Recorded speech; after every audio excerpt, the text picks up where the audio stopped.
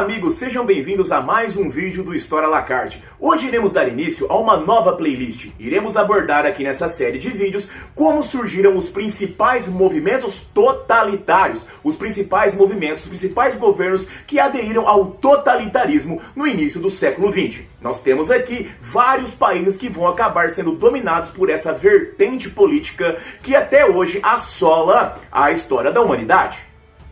Meus amigos, no início do século XX, a humanidade foi assolada por um fenômeno terrível, a ascensão dos movimentos totalitários. Esses movimentos totalitários se apoiavam em bases xenófobas, se apoiavam em bases violentas, se apoiavam em bases vingativas. E dessa forma, esses movimentos acabaram por serem os responsáveis por um terrível período da história da humanidade que ficou conhecido como Segunda Guerra Mundial. O totalitarismo, meus amigos, ele foi um fenômeno que se espalhou não apenas pela Europa, mas por outros países. Nós tivemos versões totalitárias em vários países. Tivemos versões totalitárias no Brasil, na Argentina, no México e em outros locais. Claro que os movimentos mais famosos são os movimentos que surgiram no início do século XX na Europa. Dentre eles nós temos o movimento fascista na Itália, o movimento nazista na Alemanha, o movimento stalinista na União Soviética, o salazarismo que surgiu em Portugal, o franquismo que surgiu na Espanha. Esses movimentos totalitários eles surgiram justamente a partir de uma série de características. As principais características que deram à luz a possibilidade do surgimento desse terrível mal para a humanidade é justamente os problemas e as crises econômicas.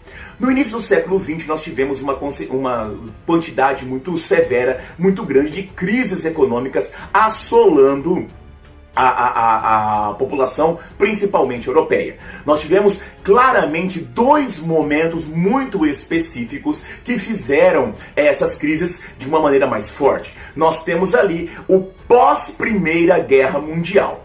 O pós-Primeira Guerra Mundial, meus amigos, nós temos, como nós até comentamos em nosso vídeo lá de crise de 29, no pós-Primeira Guerra Mundial nós tivemos que a Europa, de uma maneira geral, estava com seus campos destruídos, estava com suas cidades destruídas, e existiam na Europa, no pós-Primeira Guerra, uma quantidade gigantesca de desempregados, pessoas mutiladas, pessoas destruídas. Havia uma destruição generalizada em toda a Europa.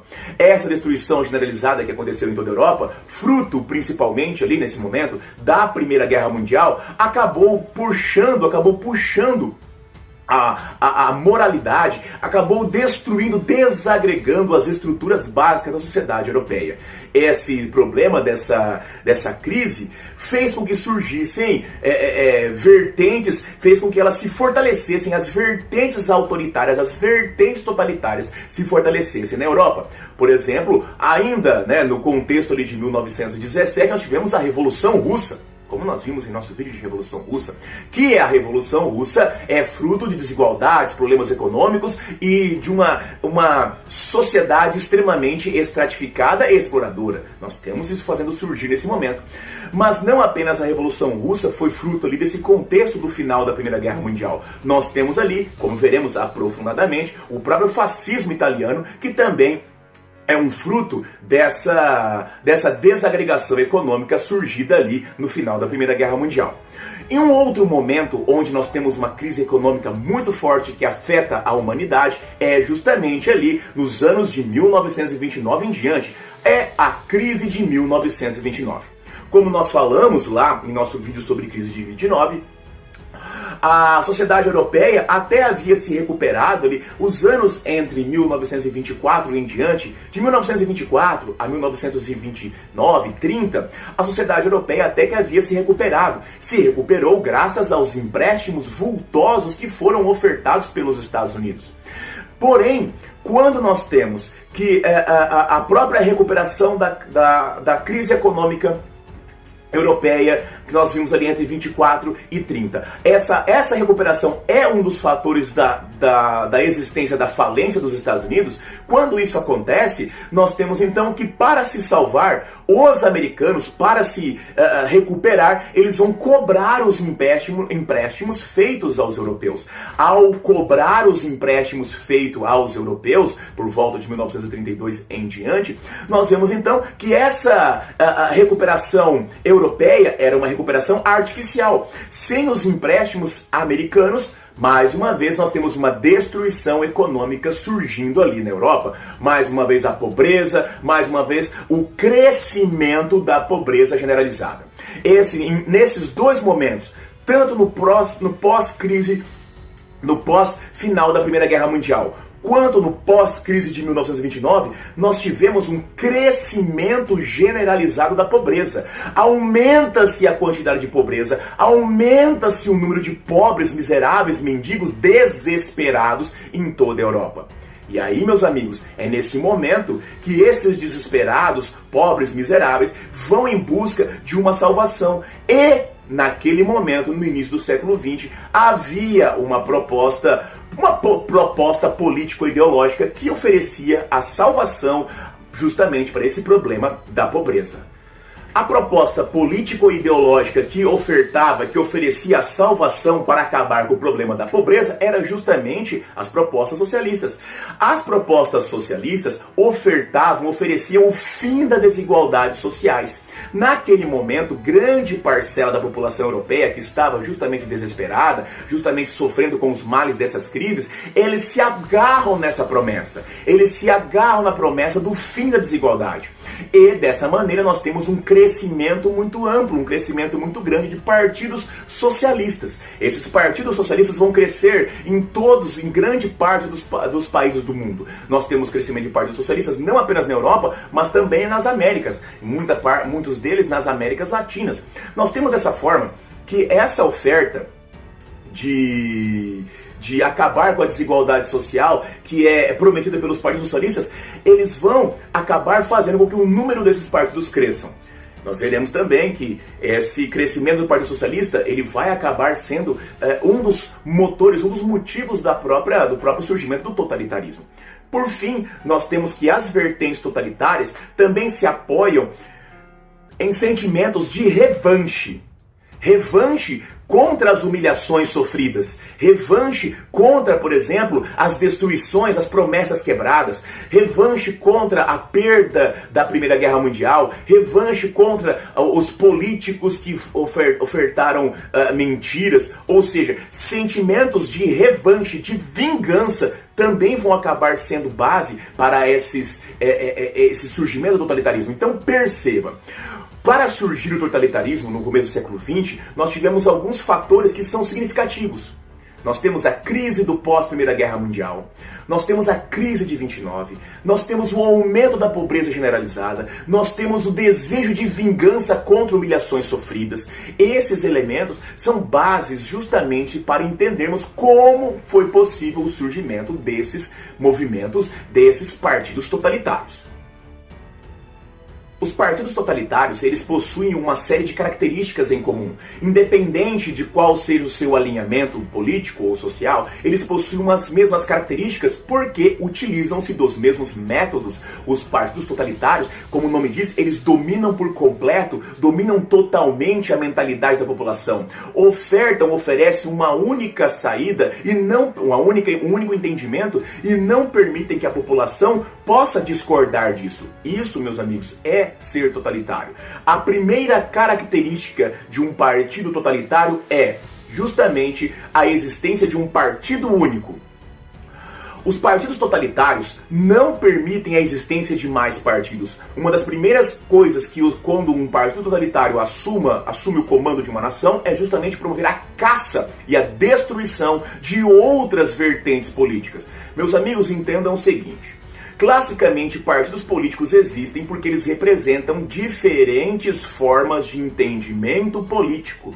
Porém, um partido totalitário não pode permitir a existência de diferentes formas de entendimento político. Só deve existir um partido, um direcionamento, um líder. Dessa maneira, esse partido assume como sendo a verdade pura e bane, destrói, caça as outras verdades. Dessa forma, caça os outros partidos. Nós temos ali, essa é a primeira característica. A segunda característica é justamente a ideologização. Como esse partido totalitário, ele é justamente uma única forma de entender a sociedade, um único partido, uma única representação, ele deve ofertar essa única forma de compreender a sociedade e a única forma de entender a realidade. Isso é feito por meio da ideologização.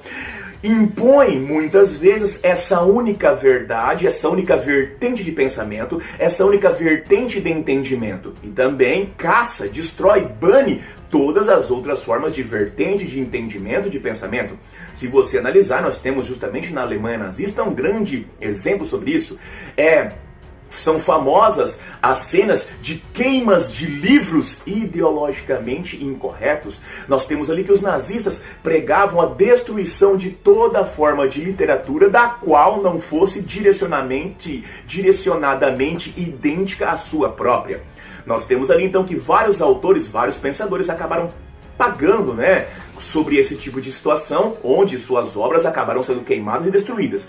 Essa é a principal vertente da ideologização que os partidos totalitários, que os movimentos totalitários promovem. Dessa maneira nós temos então a segunda característica. Bem, a terceira característica é justamente a existência de um Estado policial. O Estado policial, meus amigos, não é um Estado que tem polícia. Calma. Estado policial é um Estado excessivamente vigilante, um Estado que está sempre em vigília. Por que é necessário que um Estado seja sempre vigilante? Para que não surjam outras vertentes políticas, para que não surjam outras vertentes ideológicas. Dessa maneira, um Estado policial coloca a sua população sempre em medo da existência de traidores, em medo da existência de corruptos, em medo da existência de inimigos. Esse Estado policial existe geralmente forças especiais, polícias políticas, polícias ideológicas, que estão sempre fiscalizando com extrema violência a sua própria população. Nós temos ali que é incentivado delações, nós temos que é incentivado justamente traições, e que no Estado policial a sociedade, a população está sempre à mercê dessas traições, sempre à mercê dessas polícias políticas que, a partir do momento que o acusam, a partir do momento que o perseguem, não importa se você fez ou você não fez. Não importa se você criou, se você escreveu, se você falou. Não importa. O que importa é o que aqueles indivíduos dizem. E se você foi taxado dessa forma, você é um inimigo do Estado. E como um inimigo do Estado, você deve ser banido, você deve ser extirpado.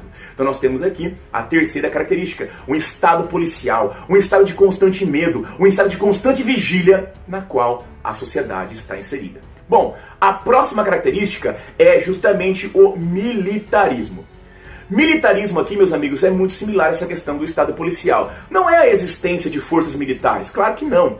Esse militarismo é uma distorção dessa necessidade. Por quê?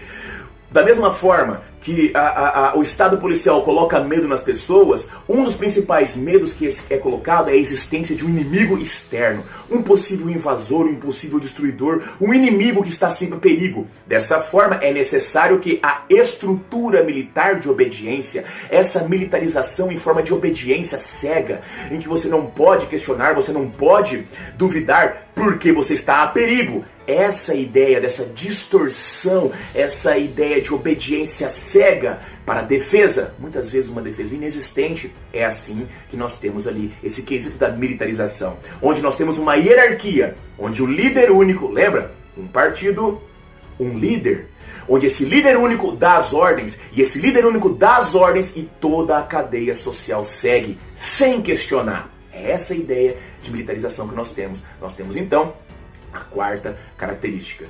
Outra característica dos movimentos totalitários, meus amigos, é justamente a propaganda.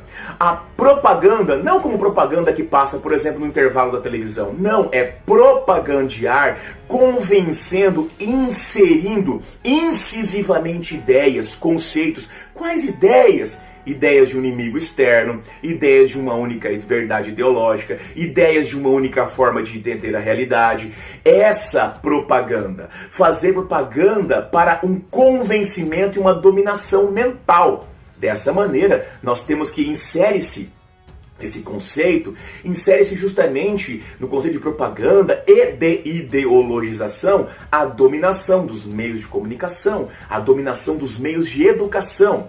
Pense, se você vê em todos os jornais, em todos os meios de comunicação, em todos os lugares, se não existe absolutamente nenhum local que você possa ter uma informação que não seja aquela que o Estado lhe oferece, você é obrigado a acreditar naquilo que o Estado lhe oferece, justamente porque é a única fonte de informação. E lembre-se, um Estado totalitário não permite a existência de outras formas. Por isso, meu amigo, nós temos a propaganda. Propaganda, uma forma de dominação mental. E por fim, a última característica, nós temos a intervenção. O Estado totalitário interfere, controla todos os aspectos da vida de sua sociedade. Ele interfere na economia, interfere no modo da sociedade, interfere naquilo que você lê, naquilo que você assiste.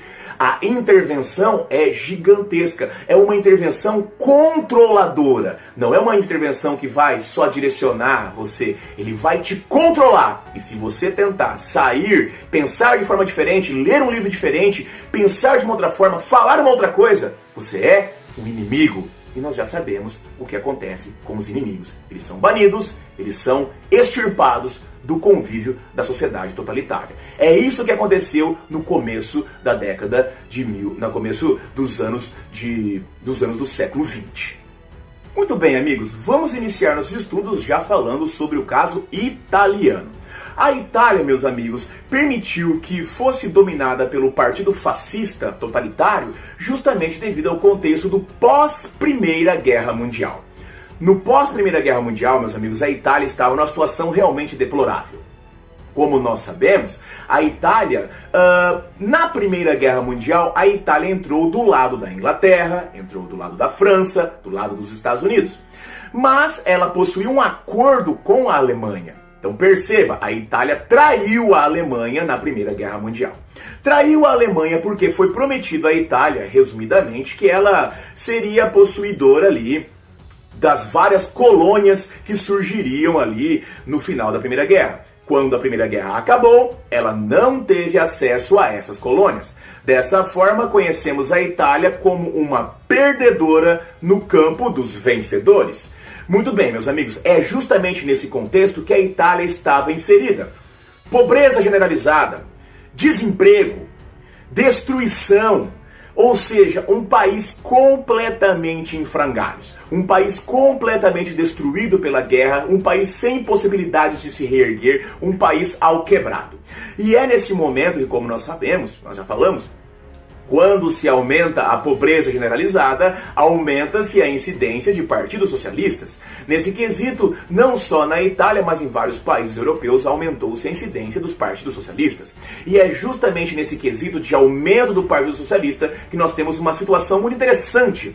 Veja bem, aqui nós temos os integrantes do governo que fizeram os acordos, que fizeram surgir a Primeira Guerra e que terminaram na Primeira Guerra destruídos. Deste lado, nós temos o crescimento dos partidos socialistas. E como vocês sabem, o Partido Socialista, uma das primeiras coisas que ele faz é justamente propor ali a estatização.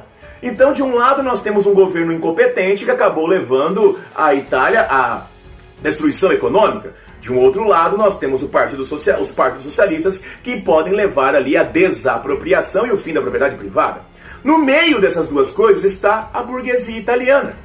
A burguesia italiana, meus amigos, ela que conseguiu sobreviver à crise gerada pela essa Primeira Guerra Mundial, possui um grande medo, ela tem muito medo de perder as suas posses, as posses que sobreviveram aqui para os partidos socialistas. É justamente por isso que a burguesia busca uma nova opção, uma terceira opção. E essa terceira opção surgiu em 1919, com o surgimento do Partido Fascista, o Fácio de Combate.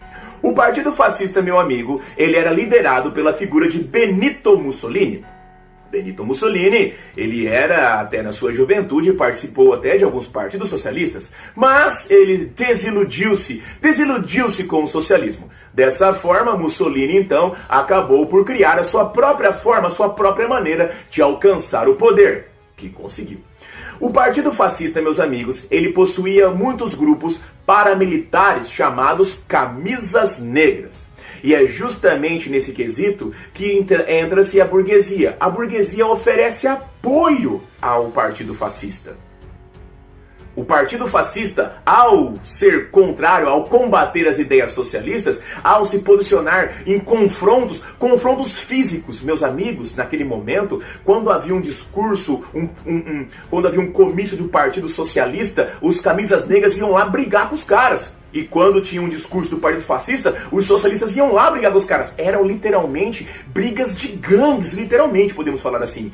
Dessa forma, a burguesia oferece o seu apoio justamente aos fascistas que combatiam os socialistas. Com o apoio da burguesia, o Partido Fascista cresce. O Partido Fascista cresce, aumenta de tamanho, aumenta de números. Veja bem, você é um desempregado. Você é um desempregado, mas se você se filiar ao Partido Fascista, você vai ter ali uma ajudinha de custo, uma ajudazinha. Meu amigo, para quem não tem nada, a metade é o dobro. Se você é um desempregado e não tem nada, e se você se tornar um camisa negra, você vai ter uma graninha, você vai. Se você é um ex-soldado que lutou pela glória da Itália e agora é um desempregado, humilhado, você vai. E é isso que acontece. O número do Partido Fascista cresce tanto que, em 1922, Benito Mussolini é convidado pelo rei de Espanha para integrar o governo da Itália. É a chamada Marcha sobre Roma de 1922.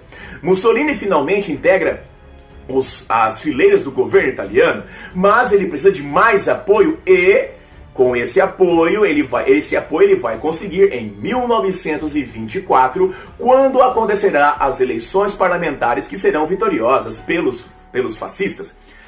Os fascistas utilizaram toda a forma de meios necessários para ganhar essas reeleições, inclusive meios ilícitos, mas ficaram vitoriosos. Dessa forma, o governo de Mussolini cresce, o governo de Mussolini vai se ampliando, vai aumentando o poder, e aí nós temos que Mussolini começa a utilizar os seus métodos.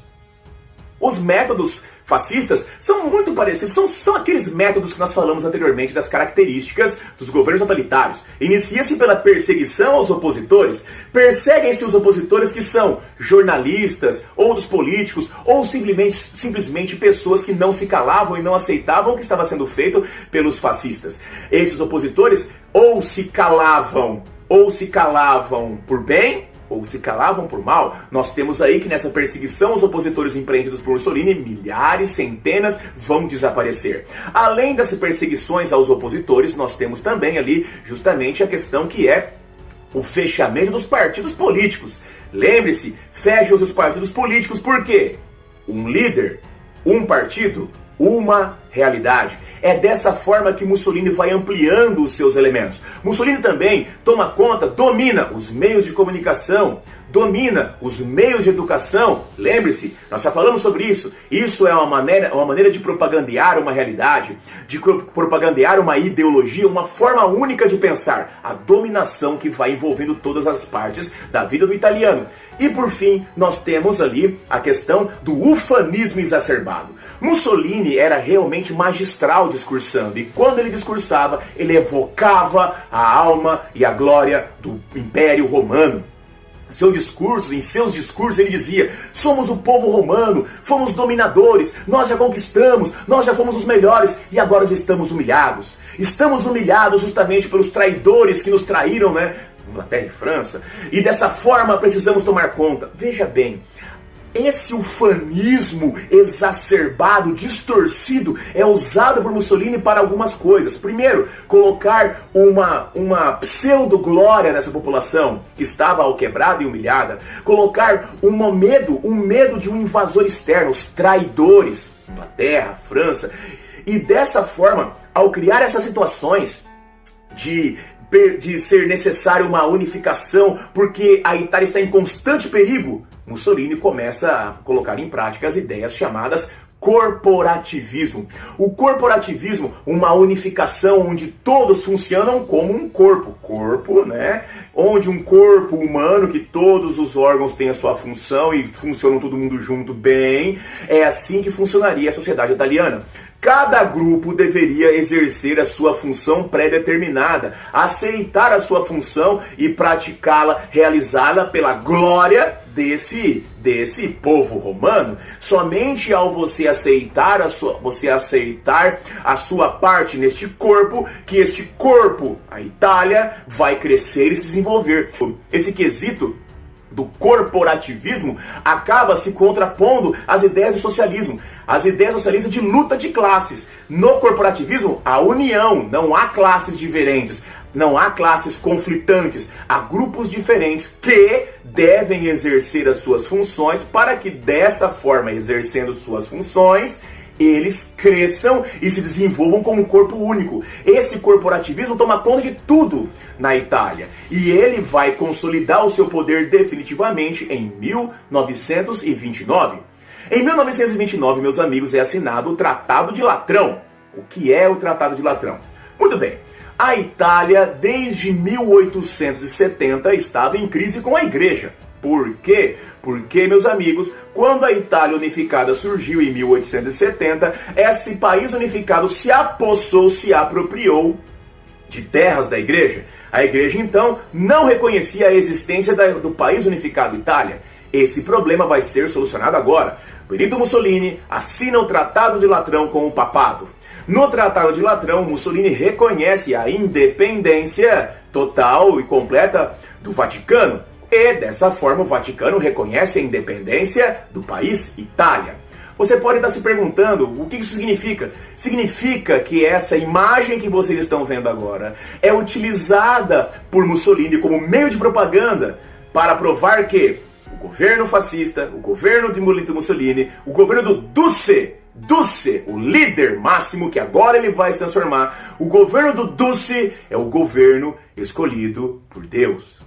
Mussolini usa essa imagem, essa ideia, como forma de propaganda para consolidar o seu poder, se transformando no Duce, o líder de todo o povo italiano. Meus amigos, não significa que a Itália estava fechada, que a Igreja estava fechada completamente junto com Mussolini. Mas não importa a verdade. O que importa é o que a propaganda oficial fascista faz. E a propaganda oficial fascista faz esse serviço, a unificação do poder totalitário nas mãos de Mussolini.